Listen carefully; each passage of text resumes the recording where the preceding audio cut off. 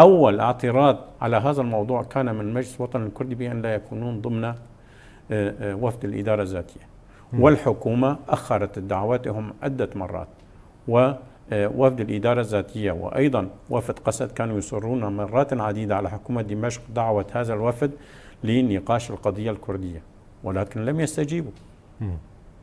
الأمر الآخر أن هذا الوفد لم يتفرع إلى وفود أخرى، فالموضوع الكردي ليس متعلقا فقط بالداخل السوري، ولكن يجب أن نلاقي تأييدا من الدول والمنظمات الدولية وغيرها من القوى الديمقراطية الموجودة في العالم للضغط على حكومة دمشق ولدعم هذا الوفد في سبيل حل القضية الكردية في سوريا. ولكن هذا الوفد لم يتحرك في أي من المجالات هذه. وللأسف الشديد رأيت قبل يومين بأن رئيس المجلس الوطني الكردي أعلن عن فشل هذا ليس الوفد وإنما الكونفرنس من جهة واحدة وبدون أن يقدم أي مبررات. وهل هو موكل بأن يعلن هذا الفشل؟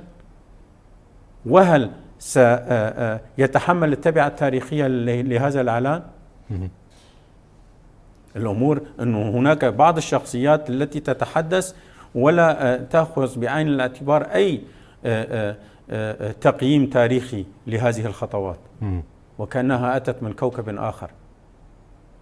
هذه الأمور جميعها عقدت مسألة الوفد، والنقطة الأساسية التي كانت المفصل الذي لم يجعل الوفد أن يتحرك أن حكومة دمشق لم تدعوه للاجتماع باسم القضية الكردية، مع أن أكرر مرة أخرى مع أن وفد قسد ووفد الإدارة الذاتية عندما كان يكون المحور القضية الكردية كانوا يطلبون من حكومة دمشق دعوة الوفد الكردي لأجل النقاش في القضية الكردية، وهذه للتاريخ لأن التاريخ يسجل.